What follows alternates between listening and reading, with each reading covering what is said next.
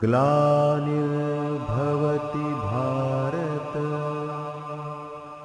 अभ्युत्थानम् अधर्मस्य तदात्मानं सृजाम्यहम् परित्राणाय साधूनां विनाशाय च दुष्कृतां धर्म संस्थापनार्थाय संभवामि युगे युगे। गीता वास्तव में हमें ये सिखाती है कि जीवन की विभिन्न समस्याओं से हम कैसे मोड़ चलें। जीवन में जब भ्रांति जकड़ लेती है तो हमको कुछ का कुछ दिखाई पड़ता है, कुछ का कुछ समझ में आता है। अजीब सा तनाव, भय, कुहासा, सब उल्टा ही से उल्टा समझ में आता है। अर्जुन को पहले अध्याय में उसको ये लगता है कहाँ मुसीबत में डाल दिया मुझे। पहला अध्याय है अवसाद का, अवसाद योग। भगवान उससे कहता है कि मैं युद्ध करूंगा, आप मुझे दोनों के बीच में खड़ा करो। तो उन्होंने कहा सेनयो उभयो मध्य रथम स्थापय में अच्युत। हे भगवान कृष्ण, आप मेरा अच्युत, आप मेरा रथ जो है दोनों सेनाओं के बीच में खड़ा करें। उन्होंने कहा, निरीक्षण किया। निरीक्षण करने में के तुरंत बाद डिप्रेशन में चला गया, और डिप्रेशन में चला गया और बोलता क्या है कि मैं स्वजनों को देखता हूँ जो मेरे सामने हैं तो मेरे अंग शिथिल हुए जा रहे हैं। सीदंती मम गात्राणि, और मुख सूखा जा रहा है। मुखम च परिशुष्यति तथा वेपथुश्च शरीरे में, मेरे शरीर में कंपन हो रहा है, रोमांच हो रहा है, रोम हर्षश्च जायते। गांडीवम संस्तरे हस्तात, मेरा गांडीव हाथ से खिसक रहा है। त्यक्चैव परिदयते, मेरी त्वचा भी बहुत जल रही है। न च शक्नोमि अवस्था तुम भ्रमत्युच में मन, मेरा मन भ्रमित सा हो रहा है, इसलिए मैं खड़ा भी नहीं रह पा रहा हूँ। कारण क्या है? निमित्तानि च पश्यामि विपरीतानि केशव, मैं निमित्तों को विपरीत देख रहा हूँ। ये युद्ध के लिए जरूरी नहीं है, युद्ध रोका जा सकता है अभी भी। युद्ध में स्वजन समुदाय को मारने का मुझे लगता है इससे कोई कल्याण भी नहीं होगा। अब ये जो 3 श्लोक हैं पहले अध्याय का 29, 30, 31, इसमें अर्जुन की स्थिति का मूल्यांकन करते हैं एक साइकेट्रिस्ट की तरह से, साइकोलॉजिस्ट की तरह से। भगवान पहले कहते हैं युद्ध करो। युद्ध के नियम पहले ही तय हो गए थे। अर्जुन भी उस मीटिंग में बैठा था, और अर्जुन, भीष्म, भीम, दुर्योधन सभी ने बैठ कर तय किया था। और उसके बाद जब युद्ध के नियम तय हो गए थे, युद्ध करना है, तो फिर युद्ध के लिए मना क्यों ऐसा कर रहे हो? क्यों ऐसा जीवन में तुम्हारे भ्रांति आ गई? भ्रांति जीवन में हो तो जीवन में सभी समस्याएं हैं। भ्रांति का कारण है अविद्या, अज्ञान। अविद्या और अज्ञान, ये दृष्टिकोण सही नहीं है। दृष्टिकोण सही नहीं है तो अज्ञान, भ्रांति परेशान करती। 2 लोग खड़े हैं, जरूर मेरे बारे में बात कर रहे हैं, मेरी तरफ उंगली दिखा के बात कर रहे हैं। मालूम नहीं तुम्हारे पीछे कोई और भी हो सकता है, उसको उंगली दिखा रहे हो, बिल्डिंग को उंगली दिखा रहे हो। तुम्हारे मन में क्या शंका पैदा होती है? मेरे ही बारे में बात कर रहे हैं। मैं पूछूंगा आज शाम को क्या बोल रहे थे मेरे बारे में, तो वो आश्चर्यचकित हो जाते हैं। हमने तो कुछ नहीं बोला। नहीं, तुमने उंगली दिखाई थी मेरी तरफ और तुमने कहा था ऐसा है, ऐसा ऐसा ऐसा है। कैसे सोच लिया? आप में और हमारे में 200 फीट की दूरी थी, फिर कैसे बात कर ली? भ्रम, भ्रांति, अज्ञान, माया, ये सब एक दूसरे के सहेली हैं। सब मेरे बारे में बात कर रहे हैं। ये बात बार बार आती है तो हमारे लिए दुनिया दुखमय हो जाती है। सारी पीड़ाओं की शुरुआत भ्रांति है। जितनी सारी पीड़ाएं हैं आज हमारी, उनकी शुरुआत भ्रांति है। अरे ये लोग खराब हैं, ये ऐसे हैं, ये ऐसे हैं, ये वैसे हैं। इसी भ्रांति से 3 परेशानियां पैदा होती हैं: अवसाद, अनिद्रा, अशांति। अवसाद, डिप्रेशन; अशांति, totally not at peace at all; and अनिद्रा, इंसोम्निया। ये 3 परेशानियां जो पैदा होती हैं, इसमें अगर भ्रांतियों में न उलझें, काम करो, दिन भर थको, उसके साथ को सो जाओ, तो कोई भ्रांति नहीं। किसी किसान को भ्रांति नहीं होती, किसी लेबर को, किसी मजदूर को, किसी परिश्रम करने वाले को, सुबह से शाम तक मेहनत करने वाले, कोई भ्रांति नहीं होती, आराम से सो जाता है। जिसको भ्रांतियां हैं उसी को नींद नहीं आती है। तो भगवान क्या कहते हैं, गीता के आधार पर 3 सिद्धांत बताते हैं। इन 3 सिद्धांतों का पालन करोगे तो तुमको कभी भ्रांति नहीं होगी, भय नहीं होगा, तुमको कभी अवसाद नहीं होगा, डिप्रेशन में कभी नहीं जाओगे जिसमें आप चले गए हो, अज्ञानग्रस्त नहीं होगे, अविद्याग्रस्त नहीं होगे। क्या है 3 समाधान? पहला, आत्मा अमर है, कोई इसका बिगाड़ नहीं सकता। दूसरे अध्याय का 19वां, दूसरे अध्याय का 20वां, दूसरे अध्याय का 21वां, 23वां, 24वां, 19 से 24 तक। आत्मा अमर है तो फिर क्यों चिंता करते हो? तुम्हारा कोई बिगाड़ नहीं सकता। तुम्हारी बुराई करता है तो करने दो ना, तुम्हारे शरीर की बुराई करता है, तुम्हारे शरीर से किए हुए कर्मों की बुराई करता है, करने दो ना उसको। आत्मा तो अमर है ना, आत्मा की यात्रा तो नहीं करना जाने कितने जन्मों की। पहला सिद्धांत, आत्मा अमर है। दूसरा सिद्धांत, भगवत अर्पण करो अपने आप को, शरणागति सिद्धांत, भगवत अर्पण। माँ शुचः मामेव शरणम ब्रज, मेरी शरण में आ जाओ, मय्येव मन आदत्स्व, है ना, निवशिष्यसि मय्येव। 8वें अध्याय का 7वां श्लोक, 9वें अध्याय का 34वां श्लोक, 12वें अध्याय का 8वां श्लोक। 8वें अध्याय का 7वां, 9वें अध्याय का 34वां। मैं नहीं कहता तुम भी देखो, तुम लिख लो। 12वें अध्याय का 8वां श्लोक, 18वें अध्याय का 15वां श्लोक और 18वें अध्याय का 65वां श्लोक और 66वां श्लोक, 65, 66। इसमें सब में एक ही बात लिखी हुई है, मेरी शरण में आ जा, मेरी शरण में, तमेव शरणम गच्छ, मेरी शरण में आ जा। भगवान की शरण में हमेशा शांति महसूस करना। भगवान है ना साथ, चिंता किस बात की? कोई अवसाद नहीं आएगा, भगवान साथ। अर्जुन के साथ भगवान है, पर अर्जुन को बार बार असुरक्षा सता रही है, भय सता रहा है, निराशा सता रही है, चिंता सता रही है बार बार। ये एक बड़ी गड़बड़ बात हो रही है। अर्जुन कृष्ण को जानता है, बहुत दिनों तक साथ रहे दोनों, इसके बावजूद भी असुरक्षित क्यों महसूस कर रहा है? जब हम जानते हैं कि हमारे गुरुदेव हमारे साथ हैं तो फिर हम क्यों असुरक्षित महसूस करते हैं? अभी पिछले 1-1.5 साल से हमारे खिलाफ तरह तरह के आक्रमण हो रहे हैं, न जाने कितने आक्रमण, किताबें छापी जा रही हैं हमारे खिलाफ, दुनिया भर का आरोप प्रत्यारोप। पर हमको मालूम है आत्मा अजर अमर है, हमारी आत्मा पे तो कोई आक्रमण कर नहीं सकता। नायम आत्मा, आत्मा जो है उसके बारे में जो लिखा है कि आदायो अयम अक्लेद्यो अवम अशिष्यो अवम, ये इसको कोई कुछ नहीं कर सकता। जब आत्मा का कोई कुछ नहीं कर सकता तो तुम्हारा कौन बिगाड़ सकता है? ये कहते हैं, भगवान कहते हैं, ये अनम वेंति हंतारम यश्चैनम मन्यते हतम, 19वां श्लोक दूसरे अध्याय का। जो इस आत्मा को मरने वाला समझता है तथा इसको मरा मानता है, दोनों ही नहीं जानते कि आत्मा न तो वास्तव में किसी को मरता है, न तो किसी के द्वारा मारा जाता है और न किसी को मारता है।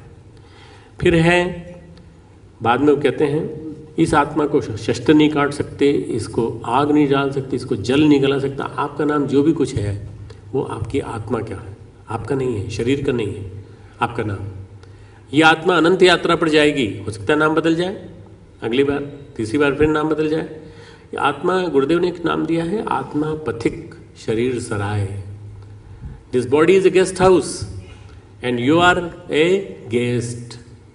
आप गेस्ट हाउस में गेस्ट की तरह से रुके हो, ज़्यादा परेशान मत हो, ज़्यादा चिंता मत करो।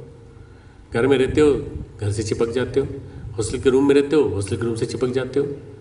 बड़ा घर बनाएंगे, बड़े घर बनाएंगे, बड़े घर में इतने कमरे होंगे, ये होंगे, ये होंगे, सारी जिंदगी सपने बुनने में लग जाते हैं। न जाने कितने लोगों ने अपने अपने घर बनाए, आवास बनाए, और फिर छापा पड़ा तो घर जब्त हो गए।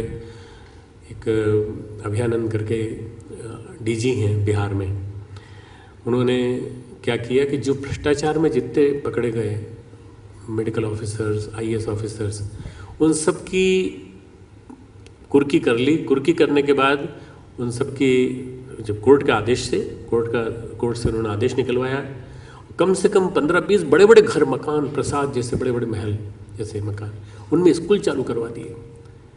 तुम्हारे घर का यही हाल होने वाला है अगर तुमने गलत सोर्सेज से मकान खड़ा करने की कोशिश की। क्या करोगे?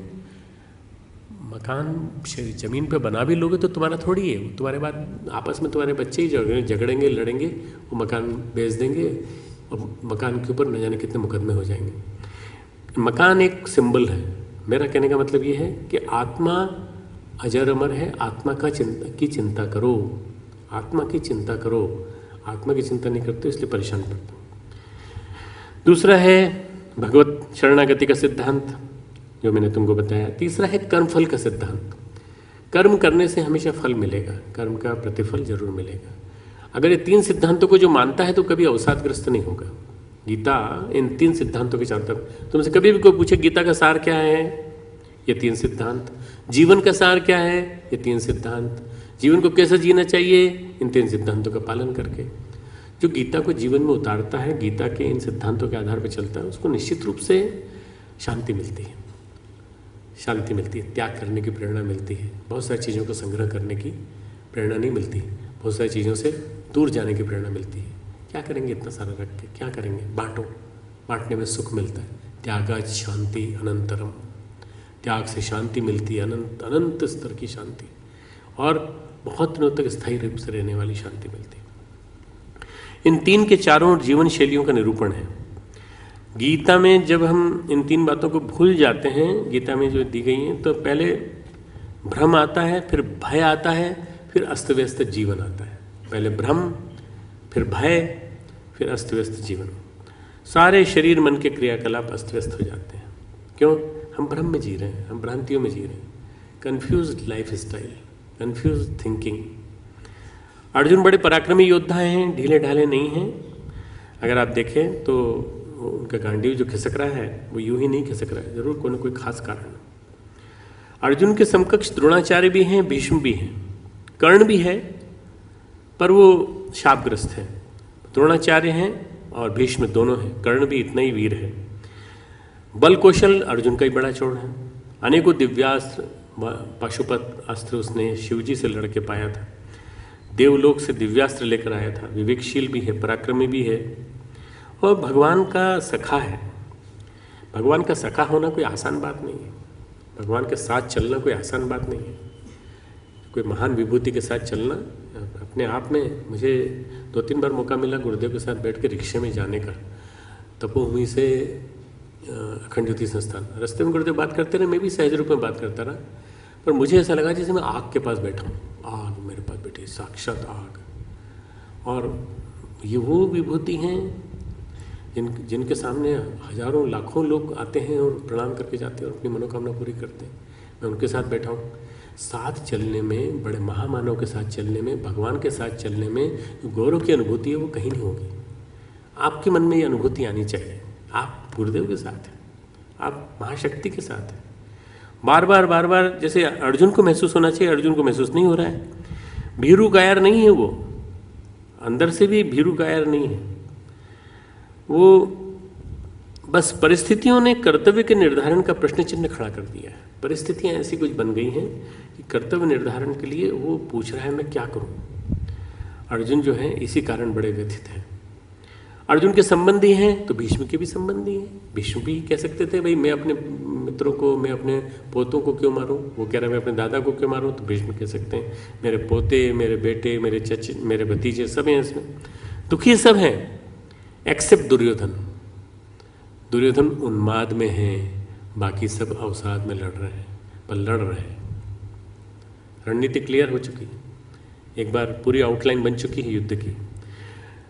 दुर्योधन उन्माद में जी रहा है, दोनों ही दिशाएं ठीक नहीं हैं, दोनों ही दिशाओं में विवेक का हरण हो जाता है। उन्माद एजिटेटिव साइकोसिस and this is depressive साइकोसिस, depression है ये जो अवसाद है। अवसाद से उन्माद ज़्यादा घातक होता है। उन्माद में आदमी को होश ही नहीं रहता, इतना गुस्से में रहता है। अवसाद में अपना हनन ज़्यादा होता है, पर उन्माद में समाज का और सृष्टि का हनन बहुत ज़्यादा होता है। ये अर्जुन की निजी समस्या नहीं है अवसाद, महाभारत की समस्या, समग्र समस्या, सामाजिक समस्या है। ये मानकर चलिए, ये अर्जुन की समस्या के लिए गीता नहीं कही जा रही, ये अर्जुन की समस्या के लिए महाभारत नहीं हो रहा है। ये जो महाभारत है ये सामाजिक समस्या के कारण हो रहा है। सामाजिक समस्या क्या है? दुर्योधन का कुशासन, अत्याचार, लगातार अधर्म पर आधारित व्यवस्था, छल छद्म। दुर्योधन लगातार छल छद्म कर रहा है, लगातार कुशासन का स्वरूप रख रहा है। कभी लाक्षागृह चलवा देता है, कभी युद्ध क्रीड़ा के लिए आमंत्रित करता है। तो ये समस्या केवल उसी की नहीं है, शासन की भी समस्या है, सामाजिक समस्या है। अवसाद ये बताता है कि तुम कहीं अपनी धुरी से भटक गए हो, ऐसे में अवसाद अगर आ गया तो फिर तो हमेशा विजयी होगा, नेगेटिविटी हमेशा विजयी होगी। श्री कृष्ण 2 बार शांति दूत बन के गए, तो दुर्योधन इतना कार्टून है कि दुर्योधन ने क्या कहा, इसको पकड़ लो, वसुदेव को पकड़ लो, वासुदेव को पकड़ लो। क्यों? वसुदेव का ये पुत्र वासुदेव हमारे को बार बार अड़ंगा डालने आ जाता है, इसी को बंदी बनाना चाहा। और दोनों बार लीला दिखाई उसने, श्री कृष्ण ने उनको, तब जाके पता चला। तीसरा जो सिद्धांत है, कर्मफल का सुनिश्चित सिद्धांत है, वो आपके जीवन में आएगा ही। सबके लिए नियम है, लाइक ग्रेविटेशन। ऐसे गेंद फेंके ऊपर आएगी, ऐसे ऊपर फेंके नीचे आएगी। ग्रेविटेशन का सिद्धांत जितना सरल सहज है, उतना ही कर्मफल का सिद्धांत है। हमारे परिजन हैं, सखा हैं, परिजन हैं, सब हैं, उन्हें हम नष्ट नहीं कर सकते, सब जानते हैं। पर हमें ये मानना चाहिए कि यदि हम कोई पाप कर रहे हैं, बार बार अर्जुन के मन में पाप की परिभाषा आती है ना, तो पाप के परिमार्जन के 2 ही स्वरूप हैं, तप और प्रायश्चित। तप और प्रायश्चित दुष्कर्मों के प्रभाव की तीव्रता को, इंटेंसिटी को कम करते हैं। जितने भी दुष्कर्म हमसे हुए हों, दुष्कर्म होने वाले हों, दुष्कर्म हम करते रहे हों, कर रहे हैं, अभी भी कर रहे हो, तो रोक दीजिए, पुण्यों का संकलन चालू कर दीजिए और तीव्रता को कम करने के लिए तप और प्रायश्चित करिए। भीष्म ने कहा है श्री कृष्ण से महाभारत में, हे कृष्ण, युद्ध तो निश्चित है और ये भी निश्चित है कि आप जीतेंगे। यदि दुर्योधन दोषी है तो उसका दंड हस्तिनापुर को क्यों दे रहे हैं?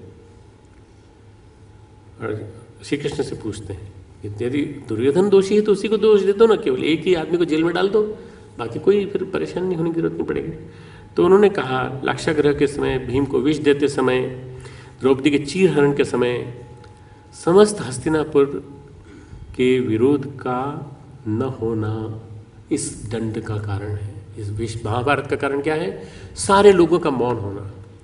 जब पांडवों पे अत्याचार हो रहे थे तब सब मौन थे, जब भी द्रौपदी की लाज लूटी जा रही थी तब सब मौन थे, भीम को जो विष दिया गया तब मौन थे, लाक्षागृह में जलाया गया तब मौन थे, चीरहरण किया गया तब मौन थे।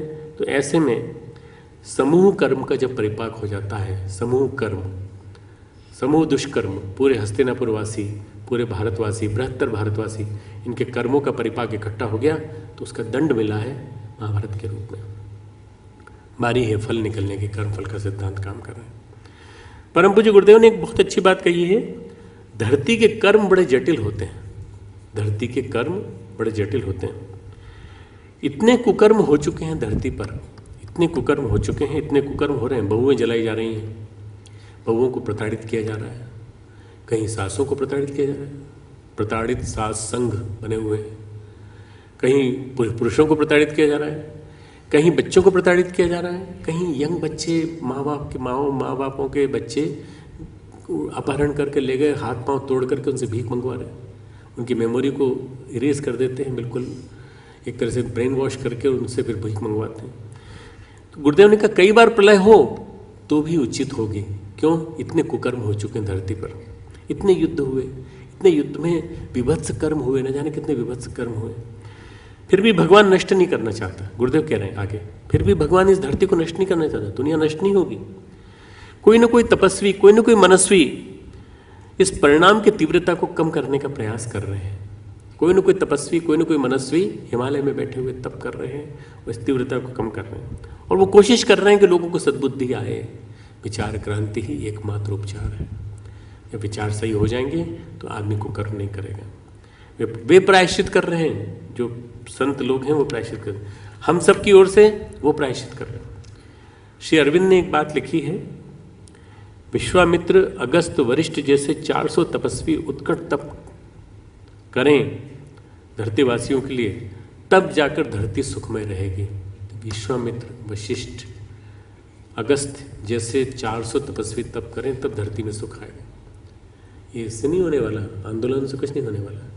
आंदोलनों से जागरूकता पैदा होती है, पर इन लोगों से नहीं। तपस्वी चाहिए ज़्यादा से ज़्यादा। तब खंड प्रलय नहीं होगी, चिन्ह पूजा होकर टल जाएगी। थोड़ी चिन्ह पूजा होगी, थोड़ी सी बाढ़ आई, थोड़ा सा भूस्खलन हुआ, थोड़ी सी अभी जैसे उत्तराखंड में हो रहा है। उत्तराखंड बनने के पहले इतनी आपदाएं नहीं आती थी।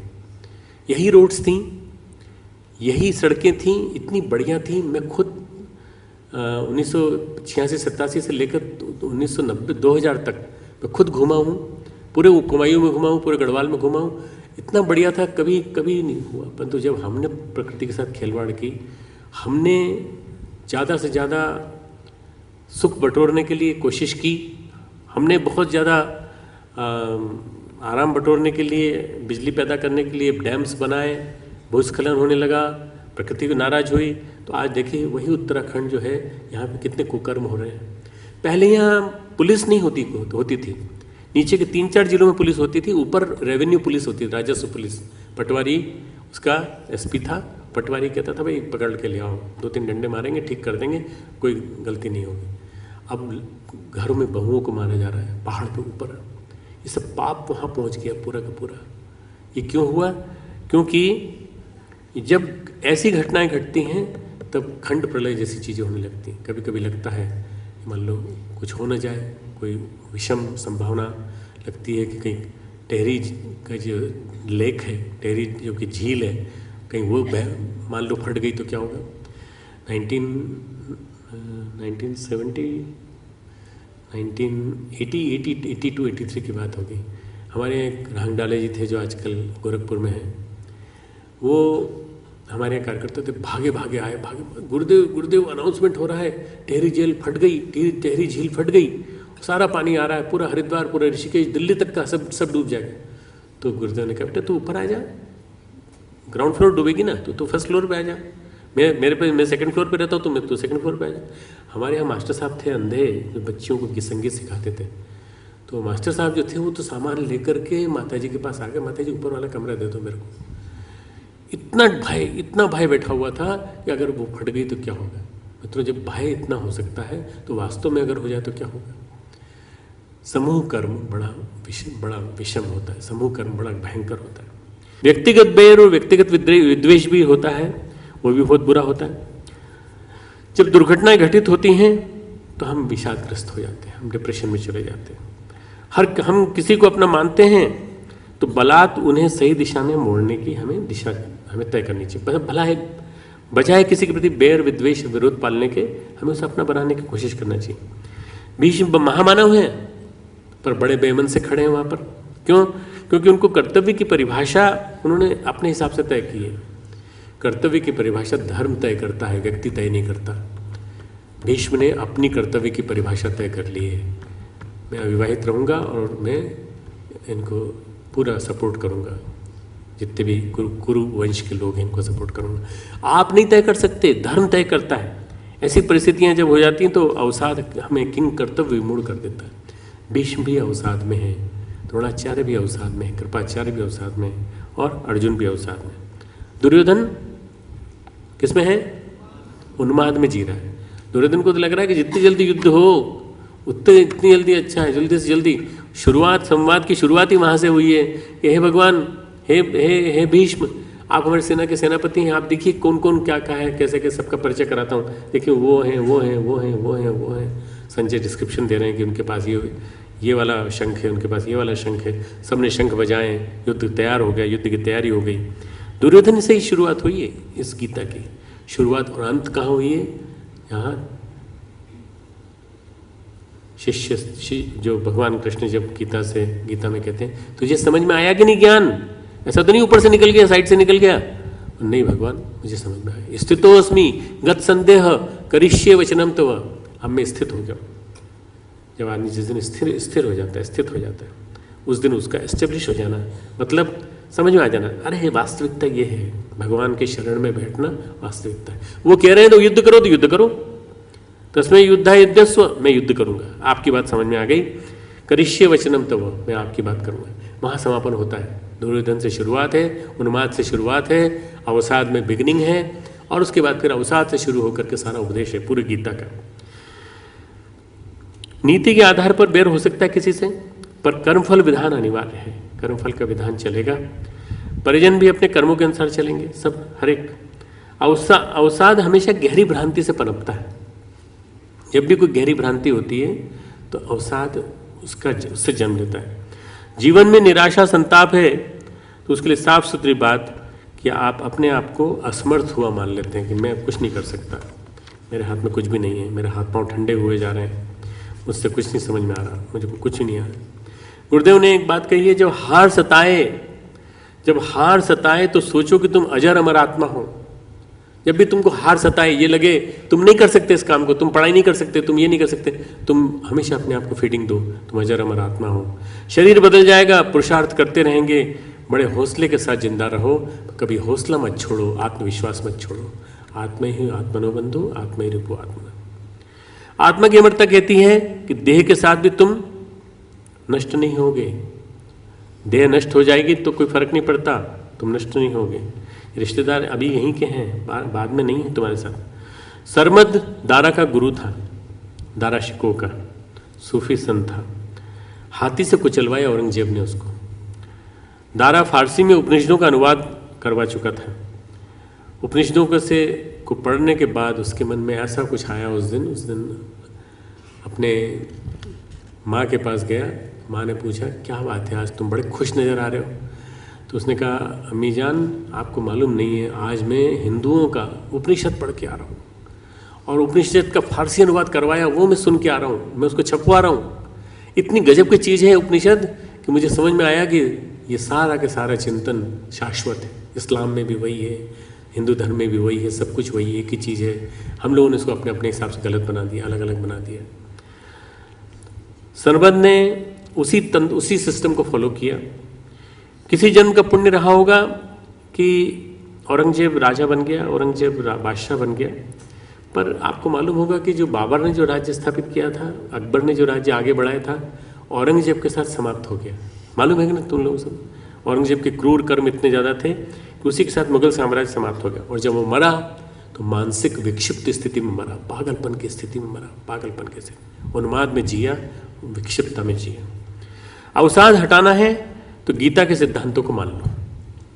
अवसाद हटाना है तो गीता के इन 3 सिद्धांतों को मान लो। भगवत शरणम, कर्मफल को सिद्धांत को मानो, और तीसरा अपना पहला वाला नियम कि आप हमेशा आत्मा को अजर अमर शाश्वत कभी भी न, बिल्कुल ये मान के कि ये कभी भी हमारे साथ रहने वाली अनंत यात्रा पे जाने वाली है। अपने बारे में यही सोच हो, सकारात्मकता हो, रचनात्मकता हो। अपने बारे में हमेशा सकारात्मक रचनात्मक सोच हो। भयभीत किस कारण? आखिर हम लोग भय किस बात का रखते हैं? भय इसलिए कि हम चिपके हैं अपने अहंकार से। अपने अहंकार से चिपकना हमें भयभीत बनाता है। इससे अलग हो जाओ। मैंने तुमसे कहा था ना, वर्तमान में जियो, वर्तमान में जीना चालू करो, वर्तमान में जियो। मैं का दायरा छोटा है, मेरा अहंकार मुझे अपने तक मजबूर कर लेता है। पर जब हमें अपने प्रियजनों की मौत का भय सताता है, अपनी मौत का भय सताता है, तो लगता है मेरा अस्तित्व समाप्त हो जाएगा। मैं जब अपनी पत्नी को इतना प्यार करता हूँ, बच्चों को इतना प्यार करता हूँ, इनका अस्तित्व समाप्त हो जाएगा। डरने की कोई जरूरत नहीं है, डरने की कोई जरूरत नहीं। सबके साथ ऐसे ही होता है। तुम चले जाओगे तो उसके बाद एक नई यात्रा चल पड़ेगी। तुम्हारे फोटो टंग जाएगी घर में, उसमें एक हार चढ़ जाएगा, माला चढ़ जाएगी, लोग प्रणाम किया करेंगे, ये हमारे पिताजी हैं, बड़ा अच्छा काम करते थे, बहुत अच्छे थे। इसके लिए तुम्हें क्या परेशान होना है? अच्छे कर्म करोगे तो लोग तुम्हें याद करेंगे, बुरे कर्म करोगे तो साला अच्छा वो मर गया बदमाश कहीं का, जब तक था तब तक न जाने कितनों को तंग करता रहा। ऐसी अपकीर्ति न हो, कीर्तिवान हमारे कर्म हो, अच्छे हमारे कर्म। हरिद्वार से मुंबई जाए तो दुख नहीं होता। मान लो आपके रिलेटिव कोई हरिद्वार से मुंबई गए तो दुख नहीं होता। क्यों? अरे आज का नया सिस्टम है, फ़ोन पे बात कर लो, स्मार्टफोन पे बात कर लो, और ज़्यादा चेहरा ही देखना तो वीडियो फ़ोन से बात कर लो, स्काइप पे बात कर लो, किसी पे बात कर लो। मुंबई गए, अमेरिका गए, कहीं भी गए, बात कर लो। पर मरने के बाद ऐसी सुविधा नहीं है। मरने के बाद कोई स्काइप काम नहीं आएगा, कोई वीडियो फ़ोन काम नहीं आएगा। यमराज के यहाँ कैमरा ही काम नहीं करता, यमराज के यहाँ रेंज ही नहीं है। यमराज के यहाँ क्या होता है, मरने के बाद क्या होता है, कुछ नहीं मालूम क्या होता है। रांगे राघव ने एक उपन्यास लिखा है, महागाथा। रांगे राघव बड़े प्रसिद्ध बौद्ध उपन्यासकार हैं, उन्होंने लिखा है महागाथा। उसमें क्या होता है कि गांव का व्यक्ति जब भी मरता है तो वहाँ के गांव के लोग सोचते हैं कि पहाड़ के पार चला जाता है, बस आदमी पहाड़ के पार चला जाता है। लोगों की कल्पना थी कोई ऐसी जगह चला जाता है जहाँ हम कभी नहीं पहुँच सकते। ऐसे नहीं, हमको भी जाना है तो कहाँ जाना है भाई, हम लोग भी चले जाएंगे पहाड़ के पार। गांव में कोई मरा, सोचा वहीं चला गया। एक दिन क्या हुआ, एक आदमी सपने में दिखा, एक आदमी को, मरा हुआ आदमी सपने में दिखा। उसने सारे लोगों को इकट्ठा कर लिया, अरे सुनो तो सही, वो तो यहाँ दिखा मुझे नींद में, सपने में, कहाँ चला गया था तू? मैंने पूछा उससे, फिर ढूंढा, पर वो कहीं और दूर चला गया। चिंतन और भय अदृश्य का है। जो भी चिंतन है, जो भी मन में चिंतन चल रहा है, वो अदृश्य का है, परोक्ष का जगत। मालूम नहीं अदृश्य जगत कैसा है? आदमी परोक्ष जगत के बारे में, अदृश्य जगत के बारे में, अपने भविष्य के बारे में बड़ा ही भयभीत रहता है हमेशा, बड़ा ही, मालूम नहीं क्या होगा मरने के बाद। अरे मरने के पहले तो जिंदगी है, जियो तो हर दिन ऐसा जियो जैसे कि आखिरी हो, बस। कल तुमने सुना दिया और उसके बाद भी तुम हर पल हर दिन ऐसा जियो जैसे तुम ये जीवन बिल्कुल पूरी तरह से जी रहे हो, खुल के जी रहे हो। कभी भी कोई क्षण ऐसा नहीं हो जिसमें तुम मरे मरे जी रहे हो। अरे जीते जीते जियो, मरे मरे मत जियो, हमेशा खुश, हमेशा प्रसन्न। ये पॉजिटिव रहने का तरीका है। अदृश्य का चिंतन क्या करते हो? परोक्ष का चिंतन क्या करते हो? भविष्य के बारे में चिंता क्यों करते हो? हम फोन नहीं लिख कर पाएंगे, कॉल नहीं कर पाएंगे, चिट्ठी नहीं लिख पाएंगे। अरे तुम श्राद्ध तर्पण कर दो, पिताजी को, माताजी को, जो भी चले गए यहाँ से, कोई किसी और की भी अकाल मृत्यु हुई, श्राद्ध तर्पण करो। तो सबसे अच्छा तरीका वो है कम्युनिकेट करने का। अर्जुन के साथ भी यही भ्रांति है कि ये सब मर जाएंगे, इनकी बात इनको मैं देख नहीं पाऊंगा, फिर क्या होगा? मेरे को तो बड़ा डर लग रहा है। यदि हम कर्म फल को भगवान का मंगल विधान मान लें, प्रायश्चित कर लें, तो जीवात्मा पर से बोझ निकल जाएगा। कर्म फल का विधान मानते ही जीवात्मा पर से बोझ निकल जाता है। अरे भाई हमारा कर्म है, फल है, हम भुगत रहे हैं, कोई तकलीफ है अभी, हमें कोई परेशानी है तो है, कोई दिक्कत नहीं, शरीर में तकलीफ है तो कोई दिक्कत नहीं, पर इसका प्रायश्चित करना जरूरी है। प्रायश्चित करना, प्रायश्चित क्या होता है? प्रायश्चित के ऊपर मैं एक दिन पूरा लेक्चर लूंगा, प्रायश्चित क्या होता है। कई बार जीवात्माएं स्वयं को, गुरुदेव ने लिखा है, कई बार जीवात्माएं स्वयं को महासंकट में डालती हैं ताकि निष्कलंक बन जाए। कई बार जीवात्माएं स्वयं को महासंकट में डालती हैं। आज़ादी का संग्राम, फांसी के लिए चले गए, और कई बार उसके पहले जेल गए, जेल की यात्रा की। क्यों? महासंकट इसलिए ताकि हम निष्कलंक हो सकें और भी हमारे जो पाप हैं वो निकल जाए। उनको एहसास हो जाता है कि हमारे साथ कोई जुड़ा हुआ प्रारब्ध है। हमें घटनाक्रमों का सामना करना आना चाहिए। अर्जुन की तरह से कायर नहीं बनना चाहिए, घटनाक्रमों का सामना करना चाहिए। यदि आत्मा की अमरता के सिद्धांत को मान लेंगे तो भय नष्ट हो जाएगा, भय चला जाएगा। भय छिपकली का, भय कॉकरोच का, अदृश्य में बैठा हुआ है। पतिदेव को भी है, पत्नी को भी है। और दिक्कत की बात क्या है? छिपकली पहले डरती है। हम समझते हैं कि हम छिपकली से डर रहे हैं, छिपकली हमसे पहले डर के छिपने की कोशिश करती है, पर जो उसका चलना है, ऐसा यूं घूमना है, वही हमको डरा देता है पूरी तरह से। भय बैठा हुआ है ना, भय। रात को नींद में भी अगर मान लो छिपकली, हाँ अरे राम, न जाने क्या हो गया। पति पत्नी लड़ते हैं आपस में, तो सामने छिपकली आ जाए तो चुप हो जाएंगे, दोनों एक दूसरे से चिपक जाएंगे। अरे राम, भय। मारने की कोशिश करते हैं, भगाने की कोशिश करते हैं। भय इंस्टिंक्ट के रूप में अचेतन में बैठा हुआ है, एक इंस्टिंक्ट के रूप में। अवसाद के जो सारे कारण हैं काल्पनिक हैं। अवसाद के और दुख के, भय के, जितने प्रकार के कष्ट हैं, उन सब के कारण काल्पनिक हैं। यह पता चल जाए अगर, तो फिर कोई दिक्कत नहीं हो। हम ईश्वर का सनातन अंश हैं। बार बार अपने आप को ये ईश्वर का सनातन, आत्मा परमात्मा का अंश है। ममे वांशो जीव लोके जीव भूत सनातन। मेरा ही एक अंश मनुष्य लोक में जीव के रूप में रहता है। यह चिंतन में हो पर भावना में बना, भावना में बना रहा है, चिंतन में बना रहता है पर भावना में नहीं बना रहता। फिर सरमद नहीं डरता, सरमद खड़ा हो गया, हाथी से सिर कुचल दिया और वहाँ चुपचाप शांति से उसने सिर कुचलवा लिया। सरमद ने कहा अनल हक, मैं आत्मा हूँ, मैं नहीं, मुझे कोई नहीं मार सकता। सुकरात को ग्रीक शासक भयभीत नहीं कर सके। उसने कहा, शिष्यों को बुला लिया, उसने कहा भाई मैं तुमने जहर पीने का दंड दिया, मैं जहर पीऊंगा, पर मैं अपने शिष्यों को कुछ सिखा दूं जाते जाते। उन्होंने कहा तुमको जो करना है करो, पर भागना मत यहाँ से, हमारे आदमी खड़े रहेंगे आसपास। सुकरात ने जहर पीने के साथ साथ अनुभव बताया। देखो अब मेरी उंगलियां सुन्न हो गई हैं, अब मैं थोड़ा ऊपर, ये जहर ऊपर बढ़ रहा है, अब तो देखो मेरा हाथ नहीं चल पा रहा है। एक एक करके उसने अपनी अनुभूति बताई। झुंझुनी हो रही है, अब धीरे धीरे प्राण निकल रहे हैं, अब मैं मर रहा हूँ, भयभीत नहीं हुआ, हंसते हंसते मरा हूँ। जीना है तो ऐसे जियो ना, मरते मरते क्यों जीते हो? हंसते हंसते जियो। मरना है तो एक बार में मर जाओ, चलो मरना है तो एक बार में मर जाओ। 50 बार अपनी माँ को मारते हो, 50 बार पिताजी को मारते हो, 50 बार सहेली को मारते हो, 50 बार भी चांसलर सर को मारते हो। इतना डर लगता है, इतना डर लगता है, ये लगता है, वो लगता है, वो लगता है। पहले मरते मरते नहीं, जीते जीते मरो। ये अनुभवजन्य बातें की उसने, सुकरात ने, और मर गया, चला गया। परम पूज्य गुरुदेव ने एक बात कही है, मैंने आध्यात्मिक सिद्धांतों को परखा, मैंने आध्यात्मिक सिद्धांतों को परखा और उन्हें पूरी तरह से मैंने प्राणवान पाया। मैंने ये पाया कि वे सच में सही हैं। मैंने ये देखा कि मनस्थिति परिस्थिति को वास्तव में बनाती है। मैंने मन को परिस्थितियों को रेगुलेट करते देखा। श्री अरविंद ने कहा inner regulates outer being, inner regulates outer being. जो अंदर है वही बाहर को चला रहा है, तो अंदर को क्यों नहीं सही कर लेते? बाहर को क्यों? दुनिया में भ्रष्टाचार है, दुनिया में ये परिस्थितियां हैं, ये विषमताएं, ये वो ठीक करने के पहले आप अपने आप को तो ठीक कर लो। इसी चीज का नाम है व्यक्ति निर्माण। हम सुधरेंगे, ये हमारा ही सिद्धांत है, इनर रेगुलेट्स आउटर बीइंग। यदि हम सब सुधर जाएंगे तो अपने आप जमाना सुधर जाएगा। यहाँ शुरुआत करनी। बीमारी हमें डराती है पर दवा से हम ठीक हो जाते हैं। बीमारी डराती है, दवा से ठीक हो जाते हैं ना। कैंसर का नाम ही आ जाए मात्र, हो सकता है आपको कैंसर हो, आधा तो आदमी उस दिन मर जाता है, आधा।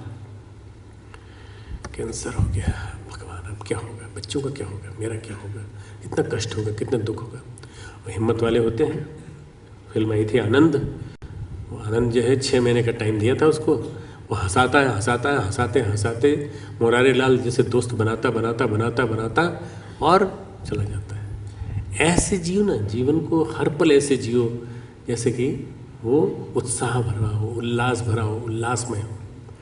भ्रांतिपूर्ण चिंतन का इलाज आध्यात्मिक चिंतन है।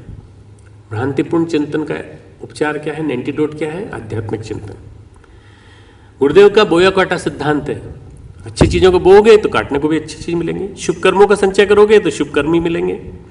फिर अवसाद नहीं आएगा, फिर यहां टिकोगे नहीं।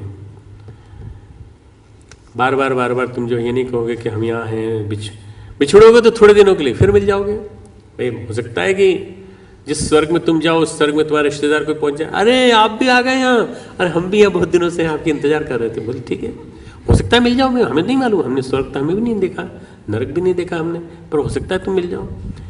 एक राजा के यहाँ प्रेम वर्जित था। प्रेम नहीं होगा कहीं भी ओपनली, बिल्कुल नहीं होगा, यूनिवर्सिटी में भी नहीं होगा, कहीं नहीं होगा। एक दूसरे के साथ चिपक के नहीं घूमोगे। मेरी आज्ञा को उल्लंघन करते हो, चलो ठीक है। उन्होंने क्या किया, उन्होंने लड़के लड़कियों को चिपका के बिठा दिया, रस्सी से बांध दिया।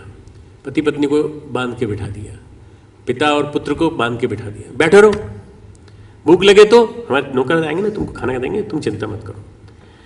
थोड़े 2 दिन तक तो सहन कर लिया, फिर घबराहट होने लगी। अरे ये कब से मेरे पास बैठा हुआ है, वो बोल रही ये कब से मेरे पास बैठा हुआ है। जिसके साथ पाने में, जिसका साथ पाने के लिए, जिसका प्यार पाने के लिए, जिसके लिए आंखें दर्शन करने के लिए इतनी ज़्यादा उत्सुक रहा करती थी, अब वो उसी से बुरी एलर्जी लगने लगी है। भगवान कहाँ से मेरे पीछा छोड़ा, रस्सी काटो, किसी तरह से हटाओ। पास बैठने में घबराहट। जीवन में जीना, बिछुड़ना मिलना चलता रहता है, इसलिए चिंता मत करो। श्राद्ध तर्पण की व्यवस्था हमारे यहाँ इसीलिए हुई। हनुमान प्रसाद पोद्दार की कहानी सुना के अपनी बात समाप्त करूँगा। हनुमान प्रसाद पोद्दार समुद्र के किनारे बैठे थे। उस समय का बम्बई का समुद्र बहुत अच्छा था, बहुत शांत था। बीच पे इतनी भीड़ नहीं रहा करती थी। कभी कोई एक आध ठेला भेलपुरी का रहता था, बस, बाकी और कुछ नहीं। शांति से बैठकर आप समुद्र का आनंद ले सकते थे। मुझे तक याद है, मैं 1957, 58, 59, 60, 61, 62, 65 तक मैं बॉम्बे गया हूँ गर्मी की छुट्टियों में। और वहाँ मैं साइकिल चलाता था। पूरा जो वहाँ का जो सदर्न बेल्ट है, जहाँ पे राजभवन है आज, उस पूरे इलाके में मैं घूमता था।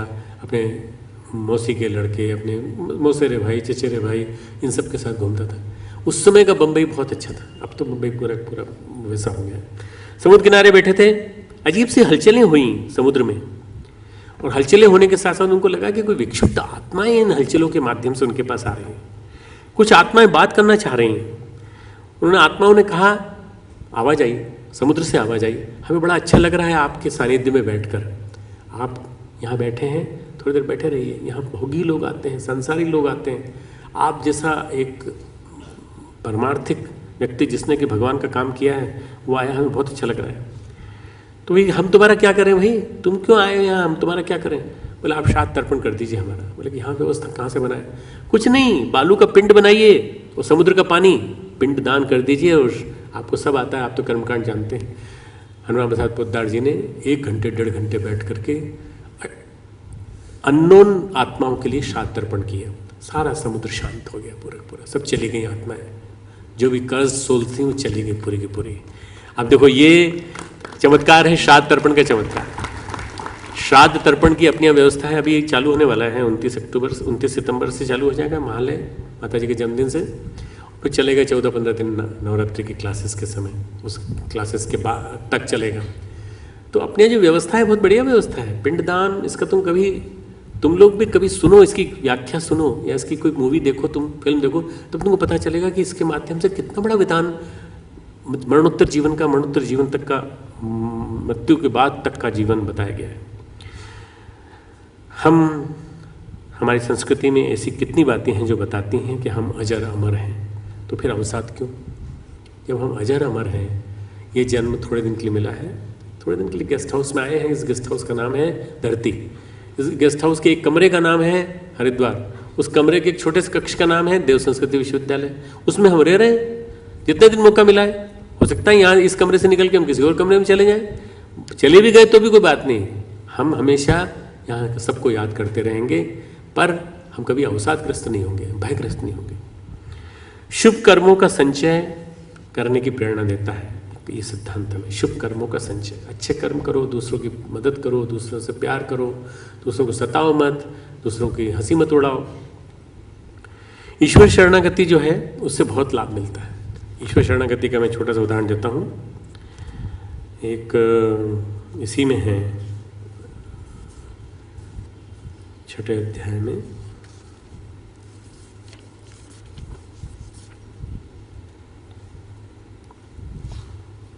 भगवान कहते हैं कि संपूर्ण योगियों में भी जो श्रद्धावान योगी हैं, 6ठे अध्याय का अंतिम श्लोक 47वां श्लोक, जो योगी श्रद्धावान योगी मुझ में लगे हुए मुझे निरंतर भजते हैं, वह योगी मुझे परम श्रेष्ठ मान्य है। इसके बाद अगर देखें तो माँ शुचः, मेरी शरण में आ जा तो पवित्र हो जाएगा। मामे वेश्यसि युक्ते वो आत्मान मत परायण, तो मेरे परायण हो जा। भगवान के परायण होने से, भगवान की शरण में जाने से हमें बहुत शांति मिलती है। भगवान की शरण में जाने से बहुत शांति। एक 12वें अध्याय का 16वां श्लोक है, तुम अगर खोल के पढ़ोगे तो बहुत अच्छा लगेगा। अगर तुम्हारे पास गीता है तो खोल के पढ़ो उसको। मैंने उसको पढ़ के एक बार सुनाया था, फिर से सुना रहा हूँ। अनपेक्षा शुचिर्दक्ष, अनपेक्षा श्रुतिर्दक्ष, उदासीनो गतव्यथा। जो पुरुष आकांक्षा से रहित हो, जब हमारे इच्छे, मन में कोई इच्छा ही नहीं है किसी प्रकार की, बस जो हम कर रहे हैं कर्म करते चले जाएं। बाहर भीतर से शुद्ध हो, शुचि, बाहर भीतर से शुद्ध, कभी किसी की शिकायत नहीं करेगा, कभी किसी से दुश्मनी नहीं करेगा। उदासीनो शुचिर दक्ष, दक्ष के साथ चतुर भी है। ऐसा नहीं कि मूर्ख की तरह से बैठे हुए हैं, अरे हमको क्या सीखना, हम तो ये अजर अमर आत्मा है और ये जीवन चला जाएगा तो फिर दूसरा जीवन होगा, अरे क्या सीखना, ये सब डॉक्टर साहब बताते हैं, गलत ऐसी फालतू की बातें हैं सब, इनमें क्या। ये कौन है? अदक्ष व्यक्ति। और दक्ष कौन है? चतुर। चतुर होना है, हमें हर चीज़ों के बारे में जानना है, कंप्यूटर के बारे में जानना है, लैंग्वेजेस नहीं सीखना पड़े तो उसको भी सीखेंगे, कुछ और चीज़ों को, अरे अगले जन्म में काम आएगी, इस जन्म में नहीं काम आएगा तो अगले जन्म में काम आएगा। ज्ञान तो अनंत है। फिर उदासीन, उदासीन है ना पक्षपात से रहित, किसी के प्रति कोई एक पक्ष नहीं लेना। और गत व्यथः, दुखों से छूटा हुआ है। सर्वारंभ परित्यागी, समस्त आरंभों का त्याग करने वाला, यह भक्त मुझे सबसे ज्यादा प्रिय है। क्वालिटी नोट कर लो। पहली अनपेक्षा, आकांक्षा से रहित। दूसरी बाहर भीतर से शुद्ध। तीसरी चतुर। चौथी पक्षपात रहित। पांचवी दुखों से छूटा। ये चार शर्तें हैं। ये चार शर्तें हो गई तो क्या है? आप भगवान के प्रिय बन जाओगे। भगवान के प्रिय बनना बहुत बड़ी बात है। भगवान कहते हैं जो मेरी शरण में आता है मैं उसका कल्याण कर देता हूँ। 18वें अध्याय का 65वां श्लोक। उसको पापी से भी पापी होगा तो मैं इसको मुक्त कर दूंगा, पापी से पापी व्यक्ति को मुक्त कर दूंगा। 18वें अध्याय का 65वां। मनमना भव मद्भक्तो मद्याजी माम नमस्कुरु। हे अर्जुन, तू मुझ में मन वाला हो, मेरा भक्त बन, मेरा पूजन कर। मामे विशेषी मत सत्यम ते, मुझको प्रणाम कर। इधर उधर मत जा, हर किसी को प्रणाम कर रहा है, किसी तांत्रिक के पास चला गया, कभी किसी के यहाँ चला गया, हर किसी को प्रणाम मत कर, मुझे प्रणाम कर। जिसके अंदर मैं विराजमान हूँ, जिसके अंदर मेरा समग्र रूप विद्यमान है, उसको प्रणाम कर। मामे वैश्य से सत्यम ते, मैं ऐसा करने से तो मुझे ही प्राप्त होगा। प्रति जाने, ये मैं तुझे सत्य प्रतिज्ञा करता हूँ। क्यों? क्योंकि तू मुझे बहुत प्रिय है, प्रिय वसी में। अर्जुन जब कृष्ण को इतना प्रिय है डिप्रेशन के बावजूद, तो हम तो डिप्रेशन के शिकार भी नहीं है, कोई भी पेशेंट नहीं डिप्रेशन का, हम क्यों नहीं निकल सकते? फिर लास्ट में बोलते हैं इसी के आगे अगला श्लोक 66वां, सर्वधर्मान परित्यज्य मामेकम शरणम व्रज अहम त्वाम सर्व पापेभ्यो मोक्षयिष्यामि मा शुचः। संपूर्ण कर्तव्य कर्मों को मुझ में त्याग कर, देखो भगवान में छोड़ना पड़ेगा कर्तव्य कर्म। कर्तव्य कर्म कर रहे हैं पर मैं नहीं कर रहा हूं, ये कौन कर रहा है? भगवान कर रहे हैं, भगवान के लिए समर्पित है। तो केवल मुझ सर्वशक्तिमान सर्वाधार परमेश्वर की शरण में आ जा, मैं तुझे संपूर्ण पापों से मुक्त कर दूंगा, तू शोक मत कर। पापी से भी पापी व्यक्ति भगवान के यहाँ से मुक्ति पा जाता है। कोशिश तो करो, कोशिश तो करो उनकी शरण में जाने की। और अकेली भगवत कृपा पूरी नहीं होगी, पुरुषार्थ होगा तो पूरी होगी। पुरुषार्थ ये करना पड़ेगा, अनपेक्षो सुचिर दक्ष उदासीनो गत व्यथ, 4 चीजों से मुक्ति पानी पड़ेगी। श्री अरविंद ने लिखा है, प्रार्थना से सच्ची कोई सहायता नहीं है, प्रार्थना से सच्ची कोई सहायता नहीं है। किसी के लिए सहायता करनी हो तो प्रार्थना करो। इतना कह सकते हो हम गुरुदेव से प्रार्थना करेंगे। तुम ये तो कह सकते हो आज हम सब लोग हॉस्टल में बैठ के प्रार्थना करेंगे तुम्हें तबीयत ठीक हो जाए। देखो उस दिन अपन ने उस बच्चे के लिए प्रार्थना की थी ना, क्या नाम था उसका? कार्तिकेय पांडे, है ना? Kartikeya Pandey, BSc first year का बच्चा। देखो ठीक हो रहा है धीरे धीरे, उसकी माँ आ गई, उसके पिता आ गए, मौत के मुंह से निकल के बाहर आया, वेंटिलेटर पे था, डॉक्टर ने तो जवाब देर तक दिया था। अल्टीमेटली गुरुदेव कृपा ने काम किया, अपन सबकी प्रार्थना ने काम किया, हम सब ने मिलकर एक साथ प्रार्थना की। अगर किसी के लिए कोई सहायता करनी हो तो उसके लिए प्रार्थना करो। हे भगवान, आज बड़े गुस्से में थे प्रभु, भाई हमारे, बहन हमारी, उनको सद्बुद्धि मिले, उसके लिए हम प्रार्थना करें। बस उनके सामने करने की जरूरत नहीं तो और गुस्से में आ जाएंगे। अलग से बैठ के उनके लिए प्रार्थना करें, इससे श्रेष्ठ कोई उपाय नहीं। यदि इनको मानते हैं तो फिर अवसाद का कोई, यदि हम इन चीजों को मानते हैं तो अवसाद का कोई कारण नहीं हमारे जीवन में। ओम यम ब्रह्म वेदांत विदो वदन्ति परम प्रधानम पुरुषं तमामि विश्वोत्पत्ते कारणमीश्वरं वा तस्मै नमो विनाशनाय। ओम यं ब्रह्मा वरुणेन्द्ररुद्रमरुतः स्तुवन्ति दिव्यैस्तवैः वेदैः साङ्गपदक्रमोपनिषदैः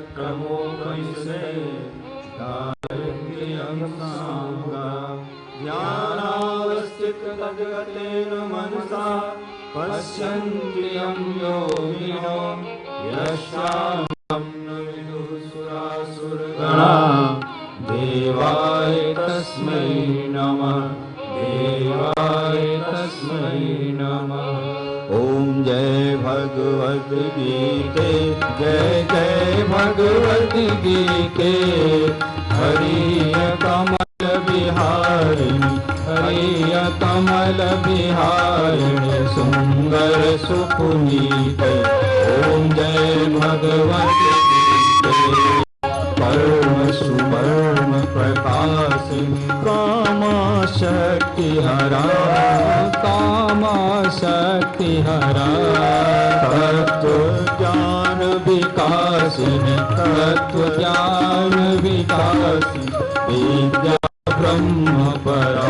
ओम जय भगवती गीते। निश्चल भक्ति विधाई निर्मल मलहारी, निर्मल मलहारी। शरण रहस्य प्रदायिनी, शरण रहस्य प्रदायिनी सब विधि सुखकारी। ओम जय भगवती गीते। राग द्वेष विदारी कारिणी मोद सदा, कारिणी मोद सदा। भवभयहारिणी तारिणी, भवभयहारिणी तारिणी परमानंद प्रदा। आसुर भाव विनाशी नासिनी तम रजनी नासिनी तम रजनी देवी सद्गुण दायिनी देवी सद्गुण दायिनी हरि रसिका सजनी ओम जय भगवती गीते समता त्याग सिखाई हरि मुख की वाणी हरि मुख की वाणी सकल शास्त्र के स्वामी सकल शास्त्र के स्वामी श्रुतियों की रानी ओम जय भगवती दया सुधा बरसाई मातु कृपा की जय मातु कृपा की जय हरि पद प्रेम दान कर हरि पद प्रेम दान कर अपनों कर लीजय ओम जय भगवती गीते ओम जय भगवती गीते जय जय भगवती गीते हरि कमल बिहारी हरि कमल बिहारी सुंदर सुपुनीत ओम जय भगवती गीते ओम जय भगवती गीते ओम जय भगवती गीते। दोनों हाथ ऊपर कर लें और प्रार्थना करें कि हम सबको इस गीता का ज्ञान आज जो मिला है वो अंदर तक बैठ जाए। ओम भूर्भुवः स्वः सवितुर्वरेण्यं भर्गो देवस्य धीमहि धियो यो नः प्रचोदयात्। दोनों हाथों पर रगड़ें, सिर पे लगाएं, हृदय स्थल पे लगाएं, दोनों हाथों में लगाएं। प्रार्थना करें कि हमें इसी तरह का स्वाध्याय का मौका हमेशा मिलता रहे। उस गुरु सत्ता को भाव भरा नमन करेंगे जिनकी कृपा से ये संभव हो पाया। ओम नमो स्वनंताय सहस्रमूर्तये सहस्रपादाक्ष शिरोरुबाहुः सहस्रनामे पुरुषाय शाश्वते सहस्रकोटि युगधारिणी सहस्रकोटि युगधारिणी।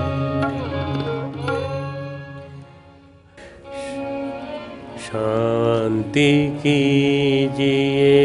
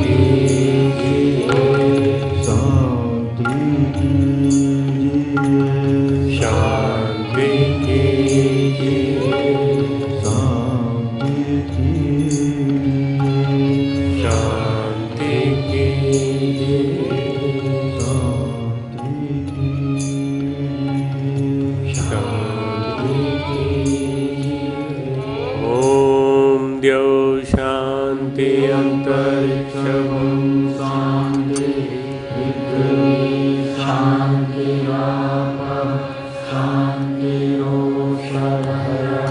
शान्तिः वनस्पतयः शान्तिः विश्वे देवा शान्तिः ब्रह्म शान्तिः सर्वगं शान्तिः शान्तिरेव शान्तिः सामा शान्तिरेव।